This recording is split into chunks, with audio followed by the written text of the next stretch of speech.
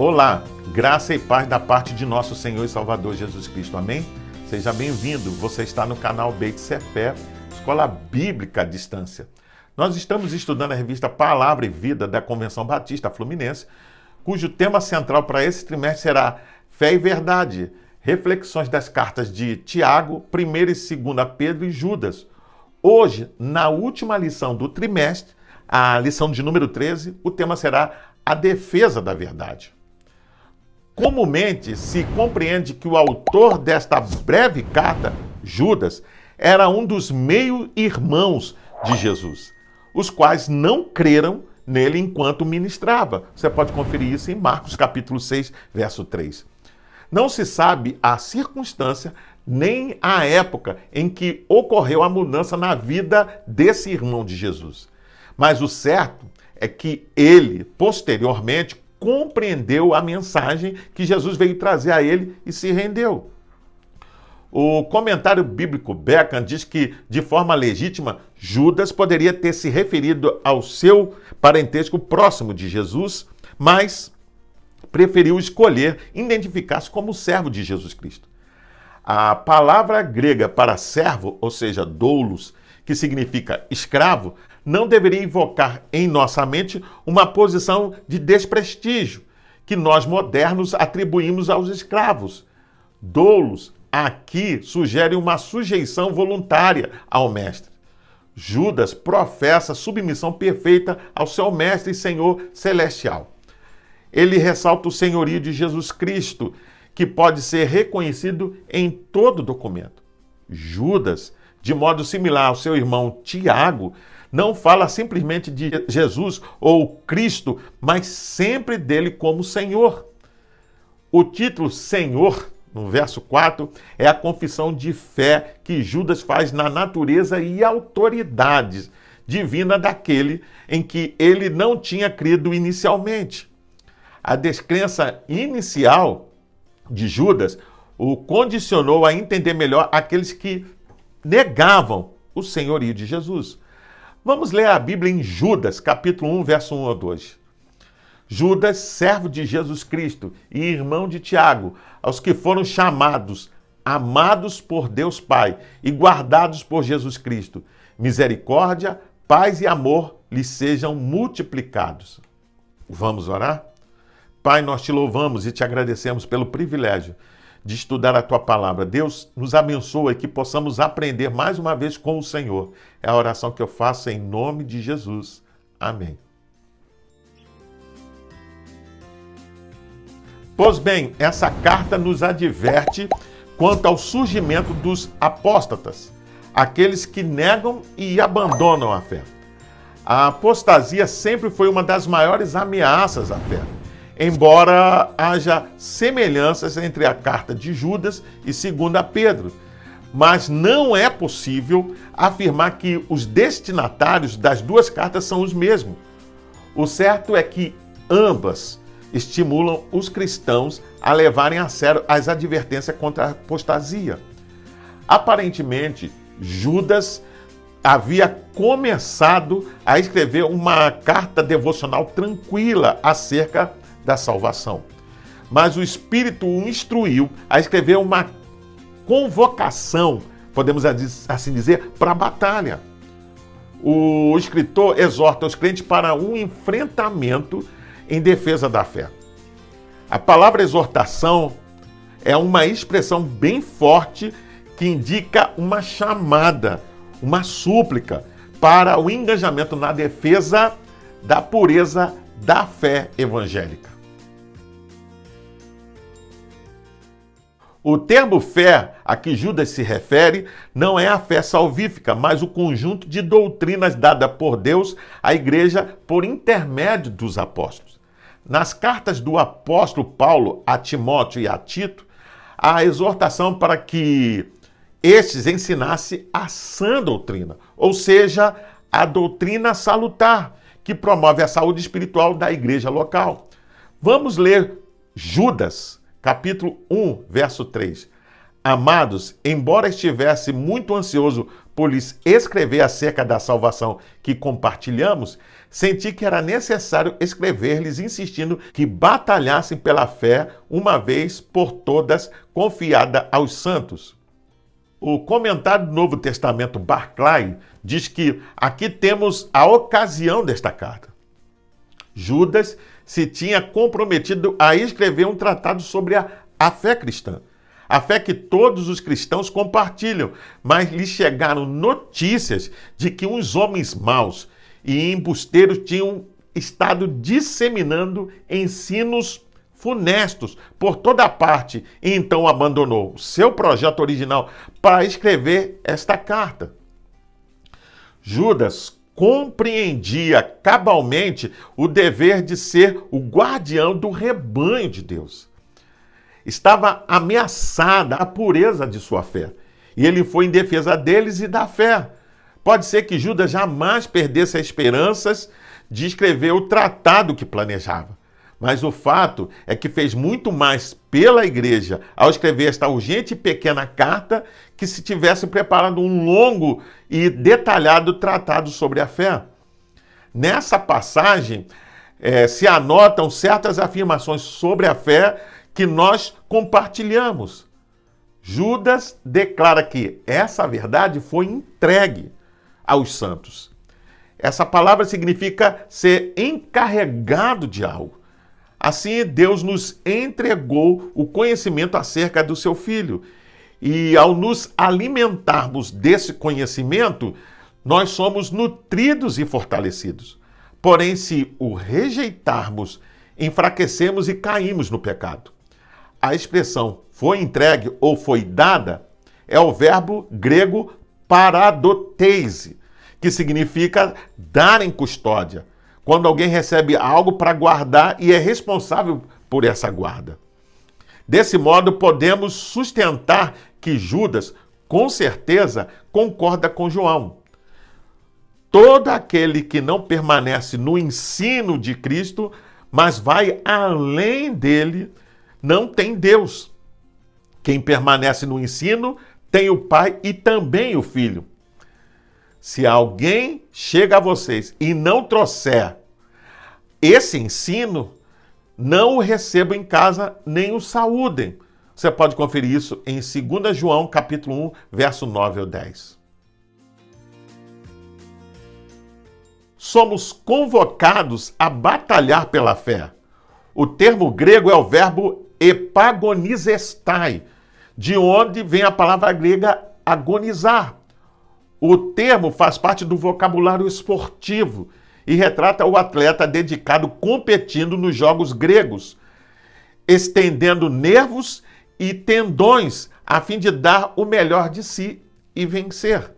Também significa a luta, o engajamento em uma guerra. A defesa da fé sempre foi e será custosa e agonizante.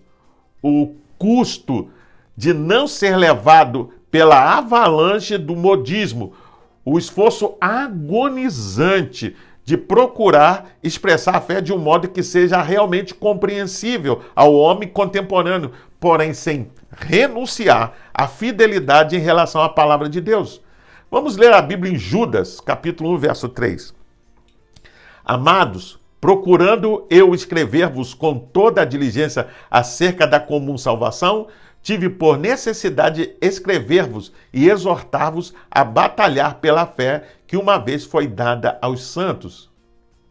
Segundo o comentário do Novo Testamento NVI de F.F. Bruce, Judas relata o propósito de sua carta.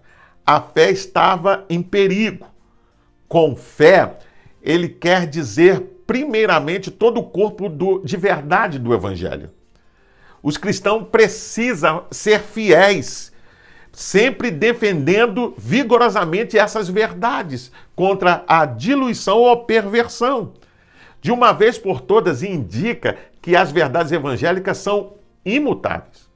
A palavra confiada significa passada adiante e é usada com referência a tradições. As únicas tradições imutáveis que os cristãos têm são as verdades do Evangelho. Os principais inimigos da verdade desde os primeiros dias da igreja, eram homens que se introduziram nela. Embora interiormente opostos ao evangelho e a tudo que ele implicava. Homens marcados para a condenação, não para a salvação. Não obstante, defender a fé não é ser contencioso ou causar rixas e divisões, mas estar preparado para pagar um alto preço, se necessário, para defendê-la. Como soldados cristãos, não devemos lutar uns com os outros, nem sair procurando brigas ou polêmicas. Mas se os inimigos da fé confrontam a igreja, a sã doutrina, não é possível, veja bem, ficarmos parados, de braços cruzados, ouvidos tampados e boca fechada. Judas escreve palavras de advertência, descrevendo os falsos mestres e o que fariam com a igreja. Os apóstatas são descritos por suas atitudes e por diversas metáforas. Sugiro ao leitor comparar Judas, verso 8 ao 16, e 2 Pedro 2. Vamos conhecer um pouco do caráter dos apóstatas. Mas antes, vamos ler a Bíblia em Judas, capítulo 1, verso 8 ao 12. Da mesma forma, estes sonhadores contaminam seus próprios corpos, rejeitam as autoridades e difamam os seres celestiais. Contudo, nem mesmo o arcanjo Miguel, quando estava disputando com o diabo acerca do corpo de Moisés, ousou fazer acusação injuriosa contra ele, mas disse: o Senhor o repreenda. Todavia, esses tais difamam tudo o que não entendem, e as coisas que entendem por instinto como animais irracionais, nessas mesmas coisas se corrompem. Ai deles, pois seguiram o caminho de Caim, buscando o lucro, caíram no erro de Balaão e foram destruídos na rebelião de Corá. Esses homens são rochas submersas nas festas de fraternidade que vocês fazem, comendo com vocês de maneira desonrosa. São pastores que só cuidam de si mesmos, são nuvens sem água, impelidos pelo vento, árvores de outono, sem frutos, 2 vezes mortas, arrancadas pela raiz. Rejeitam a autoridade divina. O termo grego é sonhadores. Essa palavra pode ser traduzida por falsos mestres, sonhando, afirmando ter autoridade com base em sonhos. Fala metaforicamente de uma esperança, ou seja, de um desejo que se opõe ao reino de Deus. Pedro apresenta tais pessoas como brutos e irracionais. Você pode conferir isso lendo 2 Pedro, capítulo 2, verso 12 e 22. Quando os homens se rebelam contra Deus, descem ao mesmo nível dos animais. Blasfemos descreve uma pessoa arrogante, desafiadora, insolente, que leviamente desafia a Deus e a sua autoridade. O caráter dessas pessoas é ilustrado por 3 personagens bíblicos: Caim, Balaão e Corá. Todos eles arrogantes diante de Deus. A forma correta de enfrentar os apóstolos blasfemos é demonstrada nas palavras de Miguel, para pôr fim ao embate contra Satanás pelo corpo de Moisés. O Senhor te repreenda. Dissimulados, Judas os chama de rochas submersas. Na navegação, o timoneiro deve estar sempre alerta, pois águas de aparência calma e segura podem esconder recifes traiçoeiros. Portanto, líderes espirituais e cristãos, em geral, devem estar sempre de guarda. Egoístas, caracterização que se dirige mais aos líderes apóstolos. A Bíblia, na Nova Versão Internacional, traduz como pastores que só cuidam de si mesmos. Fazem tudo isso sem qualquer recato. Expressão que também pode ser traduzida por sem qualquer medo. Esta é a diferença entre o verdadeiro pastor e o mercenário. O primeiro preocupa-se com as ovelhas, o segundo apenas consigo mesmo. Inúteis, nuvens que prometem chuvas, mas não a derramam, são uma decepção para o agricultor, cujas plantações precisam encarecidamente de água. Os apóstolos apóstatas, podemos assim dizer, dão a impressão de serem pessoas que podem oferecer ajuda espiritual e se vangloriam de suas aptidões, mas são incapazes de concretizar coisa alguma. Infrutíferos, árvores sem frutos, árvores duplamente mortas. Particularmente, gosto dessa última forma de tradução. Além de não ter frutos, também não tem raízes, ou seja, são desarraigadas. Por isso são árvores duplamente mortas. São mortos porque não dão frutos e mortos porque estão arrancadas da terra. Temos aqui um grande contraste com o homem piedoso do Salmo 1, verso 3. Antes de continuar, vamos ler ainda a Bíblia em Judas, capítulo 1, verso 13 ao 16. São ondas bravias do mar, espumando seus próprios atos vergonhosos, estrelas errantes, para as quais estão reservados para sempre as mais densas trevas. Enoque, o sétimo a partir de Adão, profetizou acerca deles. Vejam, o Senhor vem com milhares de milhões de seus santos para julgar a todos e convencer a todos os ímpios a respeito de todos os atos de impiedade que eles cometeram impiamente e acerca de todas as palavras insolentes que os pecadores ímpios falaram contra ele. Essas pessoas vivem se queixando e são descontentes com a sua sorte, seguem os seus próprios desejos impuros, são cheios de si e adulam a outros por interesse. Fingem poder. As ondas do mar são extremamente poderosas. Judas, porém, compara os apóstatas a ondas bravias que fazem barulho ao baterem nas pedras. Espumam, mas logo voltam mansas ao mar. Além disso, deixam sujeira quando a maré baixa. É possível que Judas tivesse em mente Isaías capítulo 57, verso 20. Mas os perversos são como o mar agitado, que não se pode aquietar, cujas águas lançam de si lama e lodo. As palavras de grande arrogância dos apóstatas só produzem espuma e refúgio, enquanto os verdadeiros mestres da palavra trazem tesouros de dentro dela. Decadentes. A comparação agora é com estrelas cadentes, ou meteoros, que aparecem de repente, mas alguns saem da órbita prevista e depois somem na escuridão, para nunca mais serem vistos.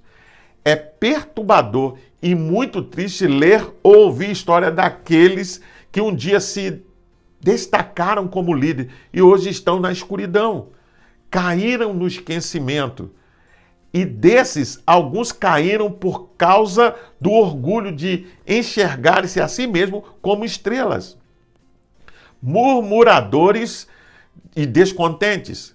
Se um falso mestre consegue levar uma pessoa a criticar diretamente a sã doutrina ou a ficar descontente com aqueles que a defendem, tal pessoa pode ser levada a desviar-se da verdadeira doutrina.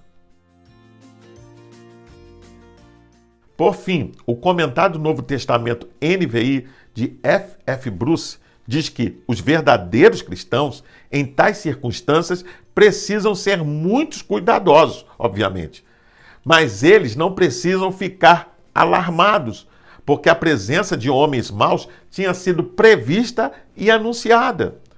O versículo 18, provavelmente, é o resumo que Judas faz do ensino apostólico acerca desse ponto. Falsos cristãos, inevitavelmente, criam facções dentro de uma igreja local. Os versículos 20 ao 23 mostram aos verdadeiros irmãos quais são as suas responsabilidades em circunstâncias tão adversas. Observe que os vacilantes na fé precisam de bondade e ajuda. Alguns manuscritos trazem convencer, outros dizem ter pena de. Mas o cristão verdadeiro nunca deve ser complacente, nem instilar complacência em questões tão vitais. Desta forma, as condições apresentadas por Judas são muito parecidas com as de hoje. A principal forma de batalhar pela fé é explicar e expor a realidade e verdade das Escrituras Sagradas. Não é algo simples de ser feito e, por incrível que pareça, nem sempre é bem aceito. Precisamos exortar a fidelidade do Evangelho. Somos, de fato, chamados por Judas a defender esse Evangelho, ou seja, a fé, dentro e fora das nossas igrejas. Porém, isso exige conhecer as Escrituras. Não podemos dar brecha para o inimigo. Estamos na batalha pela fé. E para alcançarmos a vitória nesta luta, não podemos nos afastar da palavra de Deus, nem descuidarmos de nossa saúde espiritual. Para pensar e agir, você tem consciência de que está numa luta renhida contra as falsas doutrinas que afastam o crente do centro da revelação de Deus? Você está preparado para esta batalha pela leitura e entendimento da palavra de Deus? Você está preparado e disposto a pagar o preço, agonizar se for preciso, para defender a fé? Você compreende que a melhor forma de afastar os falsos ensinos é ensinar e viver os verdadeiros ensinos da revelação de Deus? Eu convido você a fazer a leitura diária que vai de segunda até domingo, onde você vai encontrar diversos textos que vão te ajudar a entender e compreender melhor essa lição. Você pode baixar a revista Palavra e Vida da Convenção Batista Fluminense. Basta acessar o link que vai estar na descrição desse vídeo. Você entra, se cadastra e baixa para o seu tablet, celular ou computador. E não só vai poder rever essa lição, mas acompanhar as futuras lições. Pois bem, eu sou o pastor Carlos Guerra e você está no canal Beit Sefer, Escola Bíblica à Distância. Hoje nós estudamos a última lição do trimestre, a lição de número 13, e o tema foi a defesa da verdade. Eu gostaria ainda de deixar uma palavra de recomendação àqueles que participam do canal e ainda não frequentam uma igreja evangélica. Procure uma igreja batista perto da sua casa e faça uma visita. Sem dúvida, você será bem recebido. Caso não ache, procure uma igreja evangélica cristã que tenha compromisso com a pregação genuína da palavra de Deus. Para se inscrever, é rápido, é fácil, basta clicar aqui embaixo.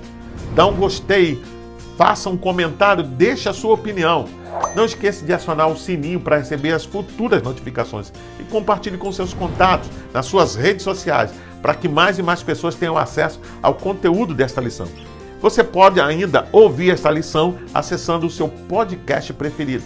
Nos vemos em breve. Até o próximo encontro. Fique na paz. Deus te abençoe.